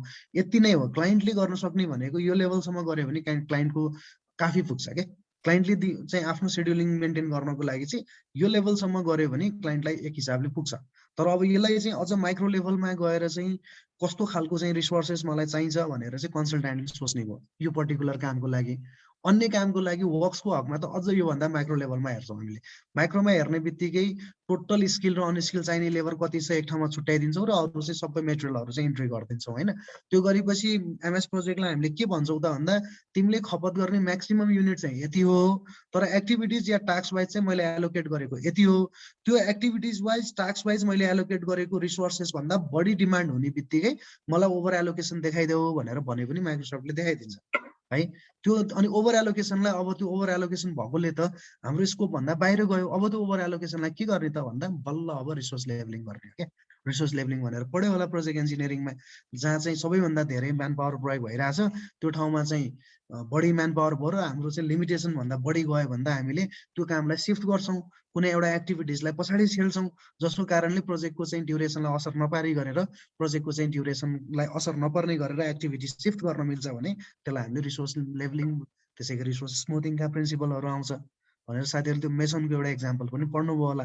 हो त्यस्तै चिज चाहिँ एमएस प्रोजेक्टले गर्ने हो क्या हो। तर त्यो चिजलाई चाहिँ उसले आफ्नो तवरबाट आफ्नो हिसाबले गर्छ, बुझ्न हामीले पर्छ यसले यो गर्न खोजेको हो भनेर।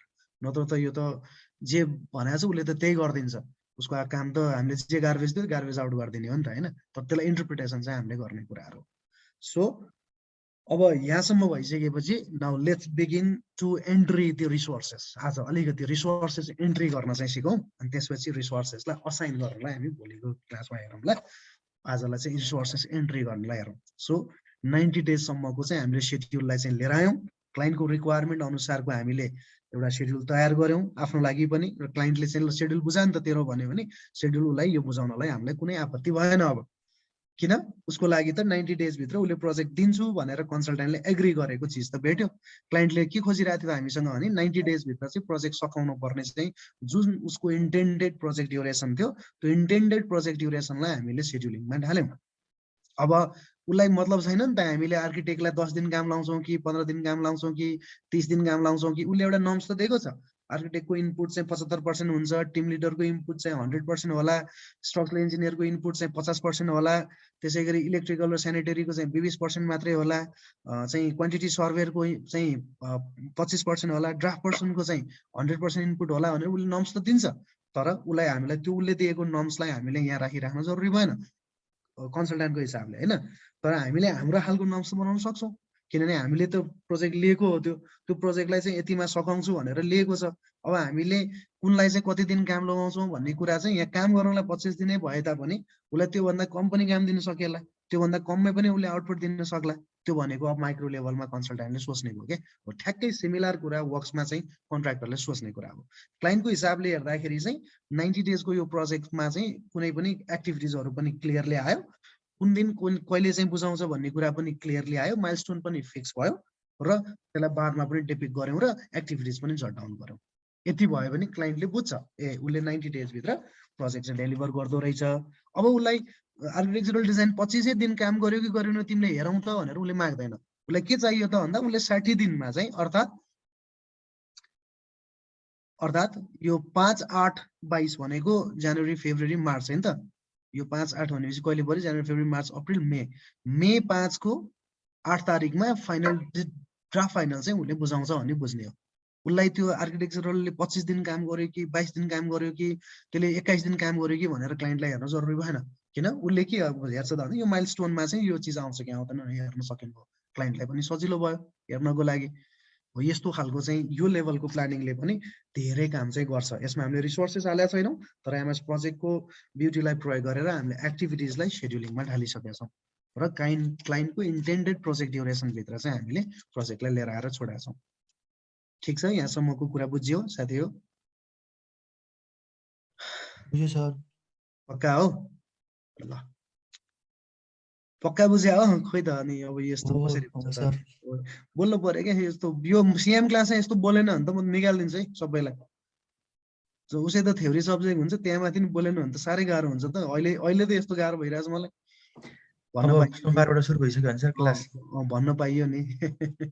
ल अब त्यसो भए हामी के गर्ने भने आज रिसोर्सलाई चाहिँ रिसोर्सको सिटमा गएर हेर्ने र यो काम गर्नको लागि चाहिँ हामीलाई क्लाइन्टले कस्तो दिन्छ त भन्ने कुराको पहिला एउटा ज्वलन्त उदाहरण हेरौँ है त।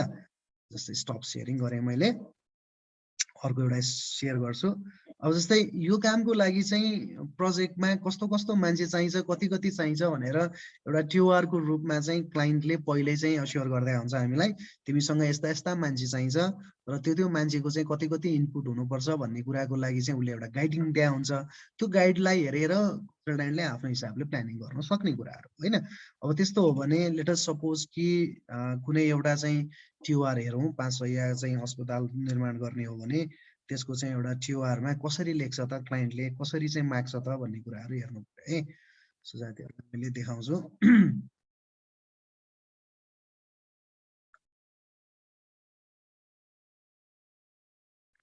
Let us suppose this is the TOR. तपाईँले त्यो च्याप्टर 2 प्रोजेक्ट इन्जिनियरिङमा पढ्नुभयो होला, प्रपोजल अनि टर्म्स अफ रेफरेन्सका कुराहरू त्यो धेरै आएको पनि होला। So terms of reference for preparation of detail project report for construction of primary 5 bed hospital कुनै एउटा पालिकाको हेरेको हामीले होइन। सो उसले अब्जेक्टिभ राखिदिन्छ, त्यो अब्जेक्टिभको आधारमा स्कोप अफ वर्क भन्यो। अघि नै स्कोप अफ वर्कलाई हेऱ्यौँ हामीले, टोपोग्राफिकल सर्वेका कुरा आउँछ, जियो टेक्निकल इन्भेस्टिगेसनका कुरा होला। अब केही जे थपिन्छ त्यो त सबै राख्नु परेन। अघि मैले त्यहाँबाट झिकेको मात्रै हो। आर्किटेक्चरल डिजाइनको कुराहरू आउँछ, स्ट्रक्चर इलेक्ट्रिकल सेनिटरी HVAC का कुराहरू आउला। त्यसरी डेलिभरेबलमा के डेलिभर गर्नुपर्छ भन्ने कुराहरू आयो। ड्रइङको कुन स्केलमा दिनुपर्छ भन्ने कुराहरू यो सबै कन्सल्टेन्टलाई दिने चाहिँ टर्म्स अफ रेफरेन्स। त्यसपछि HVAC landscape design report specification quantity, त्यसरी टेन्डर डकुमेन्ट होला। त्यसपछि उसले अनि डेलिभरेबलको हकमा इन्सेप्सन रिपोर्ट कस्तो हुन्छ, कति दिनभित्र दिने, ड्राफ्ट रिपोर्ट कन्सेप्चुअल डिजाइन कति दिनभित्र दिने, फाइनल रिपोर्ट कति दिनभित्र दिने भनेर, त्यसरी कति कपी दिने, कहिले दिने भन्ने। अब त्यसपछि उसले के गरिदिन्छ त भन्दा कम्पोजिसन अफ कन्सल्टेन्ट्स टिम भनेर उसले यसरी राखिदिन सक्छ होइन। यसरी चाहिँ कन्सल्टेन्टको टिमलाई यस्तो खालको हुनुपर्छ है तिम्रो भनेर उसले गाइड गरेको। अब यति नै बराबरी काम उसले कन्सल्टेन्टले मान्छे लगाउनु पर्छ भन्ने जरुरी भएन होइन। उसले तिम्रो की एक्सपर्टको रूपमा चाहिँ आर्किटेक्ट हुन्छ, एकजना मान्छे चाहिन्छ, उसले 2 महिना काम गर्छ। स्ट्रक्चरल इन्जिनियर एकजना हुन्छ, उसले 1 महिना काम गर्छ। आर्किटेक्ट हुन्छ एकजना, त्यसले 1.5 महिना काम गर्छ। सिभिल इन्जिनियर अथवा क्वान्टिटी सर्भेयर हुन्छ, त्यसले एकजनाले, त्यसले 1.5 महिना काम गर्छ। ड्राफ्ट पर्सन हुनसक्छ 2 जनाले, चाहिँ त्यसै गरी 1 महिना काम गर्छ। नन की, अब यो बाहेक चाहिँ नन कीको आवश्यकतामा इलेक्ट्रिकल हुनसक्छ, त्यसले उसले चाहिँ 75 अर्थात् 1 महिना नि भएन 0.75 भनेपछि 20 दिन काम गर्छ भन्ने कुराहरू भयो होइन। त्यसै गरी सेनिटरी र चाहिँ सेनिटरीले कति दिन काम गर्छ, हेभाग यो चाहिँ heating ventilation and air conditioning हो, त्यसले कति दिन काम गर्छ, त्यस्तै प्रोक्योरमेन्ट एक्सपर्टले कति गर्छ भनेर आधा महिना काम गर्छ भनेर उसलाई यो गाइड गरेको है साथी, यो TOR-मा हुन्छ। अब यसैलाई हेरेर पनि कन्सल्टेन्टले चाहिँ प्लानिङ गर्न सक्छ क्या, उसको यो गाइडिङलाई हेरेर कुन चाहिँ को मान्छे कस्तो चाहिन्छ भन्ने कुराहरू चाहिँ यसरी हेर्छ। मैले यो चिज अस्तिको क्वेसनमा दिएको थिइनँ, किनभने रिसोर्सको कुरा गरेका थिएनौँ हामीले, त्यही कारणले खालि वर्क्स मात्र दिएको। अब यस्तै खालको चाहिँ मान्छेहरू राखेर हामीले रिसोर्स इनपुट गर्नुपर्ने हो। त्यो रिसोर्स इनपुट गर्ने क्रममा चाहिँ कस्तो कस्तो मान्छे चाहिन्छ भन्ने कुरा त हामीलाई करिब क्लियर भइसकेको छ। सो त्यो भने त्यो TOR-कै बेसमा बसेर हामीले के गर्न सक्छौँ त भन्दा रिसोर्सेस इन्ट्री गर्न सक्छौँ। अब रिसोर्सेस इन्ट्री गर्ने क्रममा फर्स्टमा कहाँ जाने त भन्दा साथी हो, इन्सर्ट सरी के भन्छ भ्यू। हजुर हजुर हजुर क्लाइन्टले चाहिँ TOR पनि अर्को इन्जिनियरसँग गर्छ कि कन्सल्टेन्सीबाट गराउँछ कि?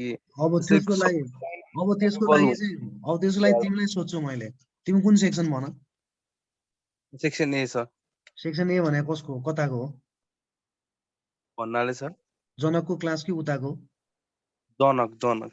अनि त्यहाँ मैले अस्ति च्याप्टर 2 मा क्लाइन्टको प्री कन्स्ट्रक्सन स्टेजको प्लानिङमा के पढाएँ? 3 र 2A को भन्नु खोज्नु भएको छ? होइन, कहाँ 2A र 3A कहाँ अड्केका छौ तिमी? च्याप्टर 1 मा अड्केका छौ। च्याप्टर 2 को planning by client and employer र कन्ट्र्याक्टर भनेर प्लानिङ पढाएको थियो नि। Planning by client in different stages of कन्स्ट्रक्सनमा प्री कन्स्ट्रक्सन स्टेज भनेर पढाएको थिएन मैले? हजुर पढाउनु भएको छ। ल भन त मैले पढाएमा के भनेको थिएँ, ल भन त क्लाइन्टले कसरी तयार गर्छ अरे, ल भन त। अब तिमीलाई सोधेँ मैले। अब उसले अब अर्कोलाई कन्सल्टेन्सीतिरबाट जान पाए, नभए आफ्नै इन्जिनियर आएर थाहा छ त। अनि भर्खर आफैलाई थाहा रहेछ आन्सर, अनि किन सोधे मलाई? अनि त्यहाँ भनेको चाहिँ हावा अनि यहाँ भने चाहिँ राइट हुन्छ त? मैले एक्ज्याक्टली के हो त भन्दा क्लाइन्टले आफैले पनि गर्न सक्ने भयो र आफूले गरेन भने पनि उसले कन्सल्टेन्ट हायर गरेर गराउन सक्छ हैन। त्यो TOR बनाउने मान्छेको कन्सल्टेन्ट चाहिँ फरक कन्सल्टेन्ट हो कि भन त? अब त्यो TOR-लाई टेकेर चाहिँ काम गर्ने कन्सल्टेन्ट फरक कन्सल्टेन्ट हुन्छ। So it depends on what type of the project the client is intended to deliver, हैन? So हामीले कसरी बुझ्नु जरुरी छ त भन्दाखेरि प्रोजेक्ट म्यानेजमेन्टमा ओभरअल प्रिन्सिपलले हेर्दाखेरि चाहिँ क्लाइन्ट एउटा पार्टीको रूपमा व्याख्या गर्ने हो। क्लाइन्ट कस्तो पार्टी हो? जोसँग पैसा पनि छ, जसलाई प्रोजेक्ट पनि चाहिएको छ, कि समय छैन आफूले काम गर्नको लागि, कि क्यापेसिटी छैन। समय किन नहुन सक्छ भन्दाखेरि काम धेरै गर्ने भएको कारणले गर्दाखेरि त्यो चाहिँ कन्सल्टेन्टबाट आउनु पर्यो। अर्को क्यापेसिटी नभएको कारणले गर्दा, इन हाउस टेक्निकल क्यापेबिलिटी नभएको कारणले गर्दा उसलाई हायर गर्नुपर्छ बाहिरको एक्सपर्ट भने पनि कन्सल्टेन्ट लगाउँछ। सो अब यो TOR बनाउनेदेखि लिएर चाहिँ ओभरअल कन्सल्टेन्ट सेलेक्सन कसरी गर्ने भनेर उसले अर्को कन्सल्टेन्ट सेलेक्सन गरेर त्यसपछि उसलाई प्रयोग गरेर गर्न सक्छ आफैले गर्ने कुरा भयो। सो यो जसरी बुझ्दा पनि भयो कि हामीले कुन चाहिँ कामको लागि गर्दैछ, त्यो कामको लागि चाहिँ क्लाइन्टले आफ्नो चाहिँ भनौँ न त्यो वर्कलाई कसरी एक्जिक्युट गर्ने त्यसमा डिपेन्डेन्ट गर्छ। वास्तवमा त्यही नै कुरा हो। मैले अलिकति चाहिँ गाली गरे जस्तो फिल नगरेर साथी त्यही नै भन्नु खोजेको है। त्यहाँ भनेको कुरा र अहिले भनेको कुरा एउटै हो भन्ने कुरा हो। अब मानौ यतिको काम क्लाइन्ट आफैले गर्न सक्छ र TOR लेखेर कन्सल्टेन्ट सेलेक्सन गर्न सक्छ भन्यो भने उसले केही गर्नै परेन। तर अब यसैलाई हेर त ठ्याक्कै क्लासको थ्योरीलाई ल्याएर हामी जोडे। अहिले हामी कुन स्टेजमा छौँ? प्री कन्स्ट्रक्सनको स्टेजमा छौँ। प्री कन्स्ट्रक्सन स्टेजमा पनि कुन स्टेजमा छौँ त भन्दाखेरि डिटेल प्रोजेक्ट रिपोर्ट तयार गर्ने स्टेजमा छौँ। हो कि हैन भन त? हो हो कि हैन? हो सर हो। साथी हराए जस्तो छ अब फेरि सोधेर।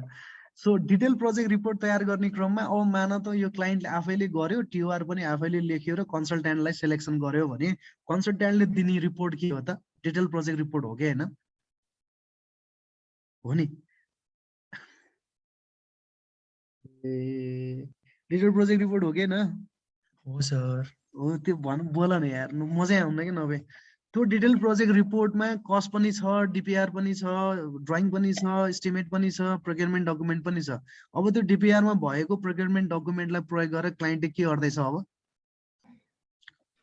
कन्ट्र्याक्ट गर्दैछ, टेन्डरिङ गर्छ कि गर्दैन? गर्छ सर। अब त्यो टेन्डरिङ गर्ने क्रममा पनि त्यही कन्सल्टेन्टको चाहिँ यदि राय लिनुपर्ने अथवा त्यो कन्सल्टेन्टलाई पनि चाहिँ एक्सपर्टको रूपमा बोलाउन नि सक्ने भयो, होइन भने आफैले चाहिँ टेन्डरिङ गरेर कन्ट्र्याक्टर चाहिँ मोबिलाइज गर्न सक्ने भयो साइन गरेर। अब हेर त कन्स्ट्रक्सन स्टेजमा पुग्ने बेलामा कन्ट्र्याक्टरको ओभरअल कामको सुपरभिजन क्लाइन्ट आफैले लिन्छु भनेर भन्न नि सक्छ, होइन भने क्लाइन्ट आफैले त्यो जसले डिपिआर तयार गर्यो उसैलाई चाहिँ सुपरभिजनको काम पनि दिन सक्छ, या अर्को चाहिँ कन्सल्टेन्टलाई सेलेक्सन गरेर सुपरभिजनको काम पनि दिन सक्छ। It depends. त्यही भएर क्ल्यारिटी चाहिँ आउनु पर्यो कि कुन पार्टी को हो भन्ने कुरामा चाहिँ क्ल्यारिटी आउनु पर्यो। अब त्यसरी रिलेट गर्यो भने सजिलो हुन्छ है। ठिक छ, बाँकी कुरा हामी अरू क्लासमा नि भन्दै जान्छौँ, सिएममा पनि जोड्दै जान्छु मैले। ल अब यहाँ हेरौँ हामी के गर्दैछौँ, रिसोर्सलाई एलोकेट गर्दैछौँ अर्थात् रिसोर्स असाइन गर्दैछौँ भनौँ न। पहिला रिसोर्स डिफाइन गर्नु पर्यो फर्स्टमा। आज रिसोर्स डिफाइनसम्म गरौँ, त्यसपछि अनि बाँकी कन्टिन्यू भोलि गरौँला। सो भ्यूमा जाने, कहाँ जाने साथी हो? भ्यूमा जाने र त्यहाँबाट गएर रिसोर्स सिटमा जाने। कहाँ?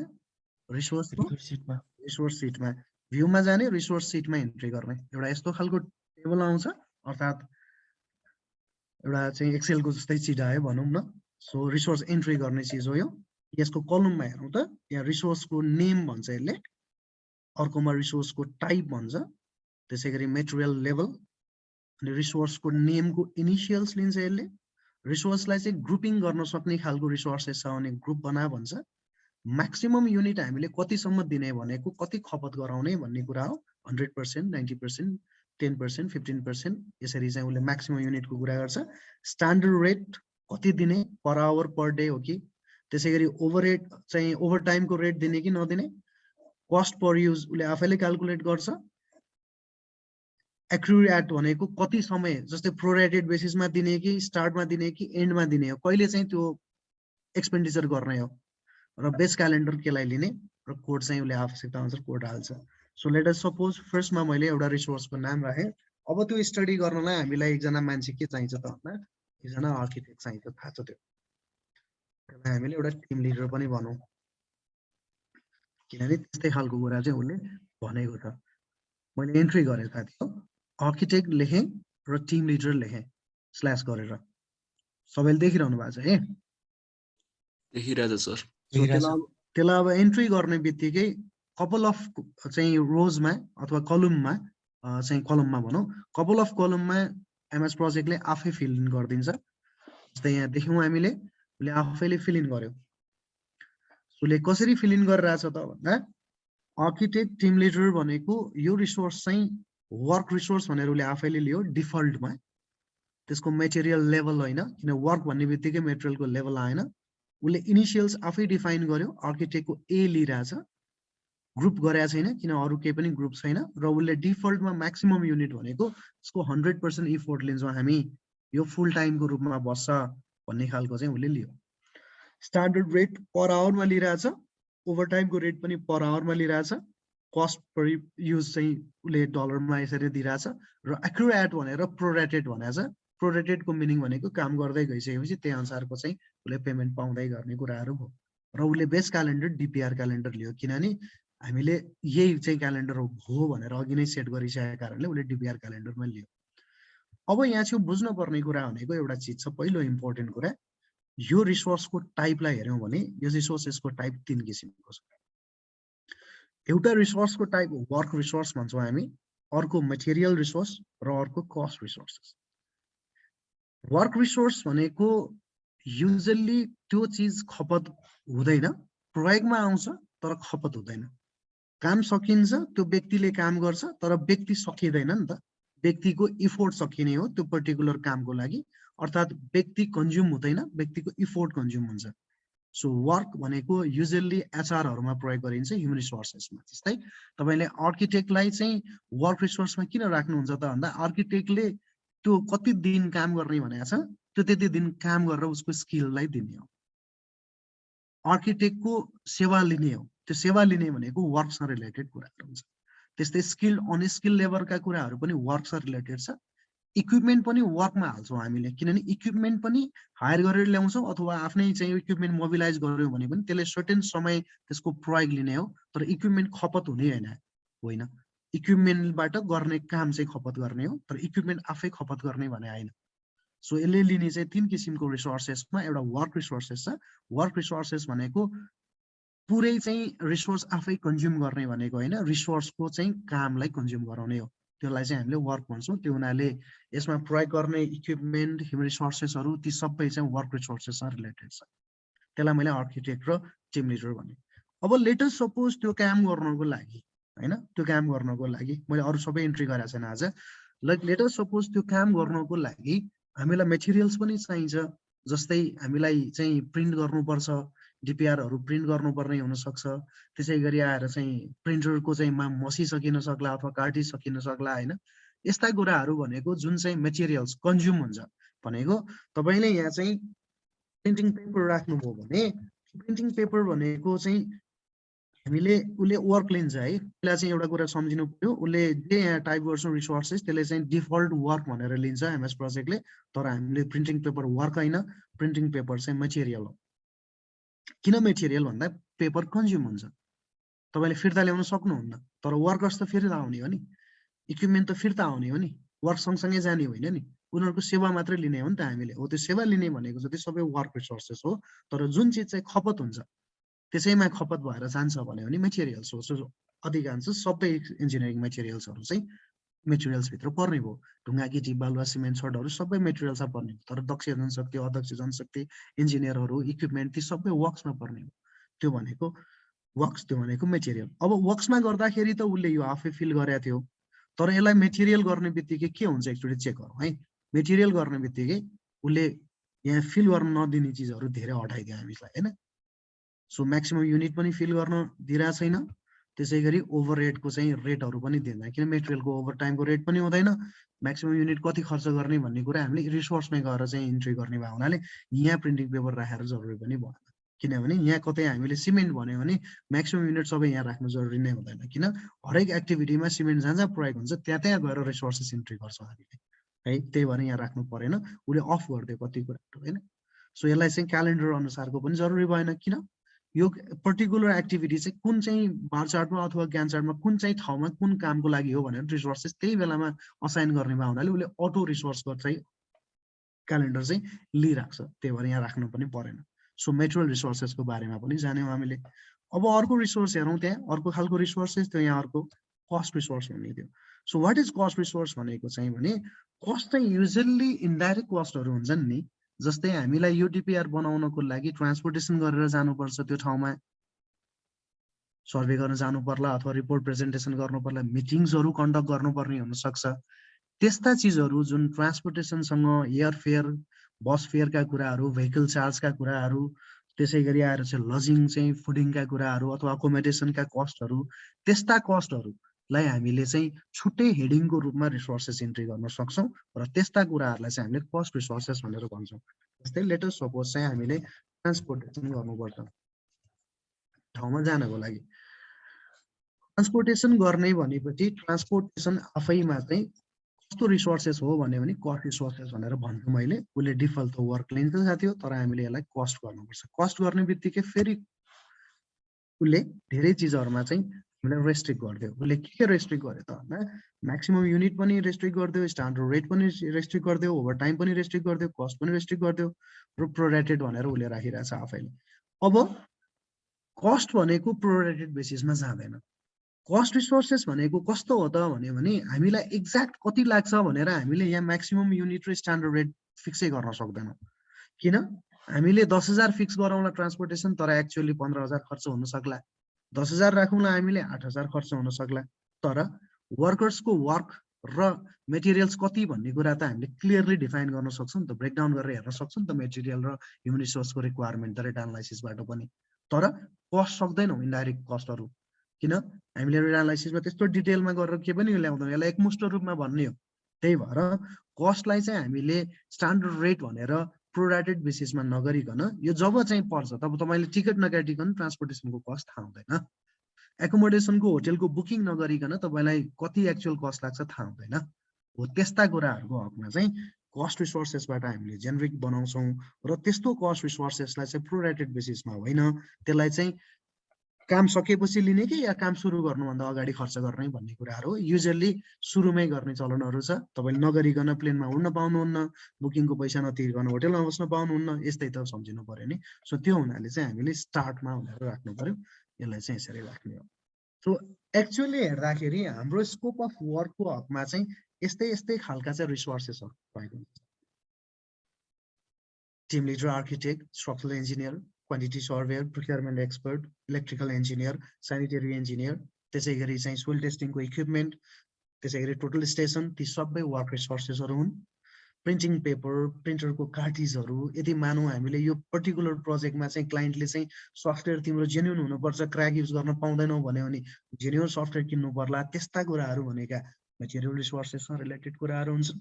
त्यसै गरी ट्रान्सपोर्टेसन कस्टमा चाहिँ एकोमोडेसनका कस्टहरू, लजिङका कस्टहरू, त्यसै गरी चाहिँ मिटिङसँग रिलेटेड कस्टहरू, जुन इन्डाइरेक्ट प्रकृतिका कस्टहरू छन् जसलाई तपाईँले पहिले आइडेन्टिफाई गर्न सक्नुहुन्न, त्यस्ता कस्टहरू भनेका चाहिँ कस्ट रिसोर्सेसमा पर्छ। सो वर्क रिसोर्सेस कामसँगै चाहिँ खपत हुने, तर खपत भएको चिज भनेको चाहिँ पुरै सकिने भनेको होइन, द्याट क्यान बी चाहिँ डिमोबिलाइज्ड, मेटेरियल कन्ज्युम नै हुने चिज भयो, र कस्ट भनेको चाहिँ सुरुमा कन्ज्युम हुँदैन, जब पर्छ तब कन्ज्युम गर्छौँ भन्ने खालको चाहिँ 3 किसिमको रिसोर्सेस छ। ठिक छ, यहाँसम्म ठिक छ, बुझिराखेको छ? ठिक छ सर, बुझिरहेको सर। है अब यही चिजलाई एकचोटि फेरि ज्ञान चार्टमा गएर हेरौँ साथीहरु हामीले। सो अब यहाँबाट अलिकति एउटा जुटा चिज गरौँ, त्यो भनेको यहाँ रिसोर्सको नेम कोड कलम सबै साथीहरुकोमा आइसक्यो होला। अब मानौँ तपाईलाई डेस्क स्टडी गर्नलाई रिसोर्सेस चाहियो र आर्किटेक्ट चाहिने रहेछ भने अब तपाईले यहाँ यो ड्रप डाउन बक्स हेर्नुस् त, हामीले राखेको रिसोर्सेस आइसकेको छ, आइसकेको छ, आइरहेछ सर। यहाँबाट पनि तपाईले एन्ट्री गर्न सक्नुहुन्छ होइन। तपाईले यही डेस्क स्टडीमा गएर डबल क्लिक गर्नुभयो भने रिसोर्सको इन्फर्मेसनमा जानुस्, यहाँबाट पनि तपाईले एन्ट्री गर्न सक्नुहुन्छ। ठीक छ? ठिक छ सर। अब यो रिसोर्सको असाइन गर्ने कुरा, त्यसपछि त्यसलाई एलोकेसन गर्ने कुरा, अनि त्यसपछि तिनीहरुको कस्ट राख्ने कुराहरु हामी नेक्स्ट क्लासमा गर्ने। Okay okay sir. हुन्छ सर। गुड साथीहरु, ल गजब हो नि त, यो 2 दिन नपढाएको आज त 10 बजाइदिए त मैले। ठिक छ सर। ठीक छ ल, अरु केही चीज भन्नु छ भने भनौं, नत्र भने आजलाई चाहिँ बिदा गर्नु पर्ला। आज त कम पनि हुनुहुँदो रहेछ, जम्मा 60 कति, जम्मा 30 जना। अस्ति त धेरै पुग्नु भएको थियो त। अस्ति त 52 कति 55 पुगेको थियो एकचोटि। त्यही त नि, यो त एकदम सबजना चाहिँ उत्साहित भयो जस्तो लाग्यो। आज पानी परेर नि हुन सक्छ सायद यो, है त? होला सर। अब हाम्रो क्लास चाहिँ कहिले छ त? सीएम को जनक रेकर्ड बन्द गर्दा हुन्छ।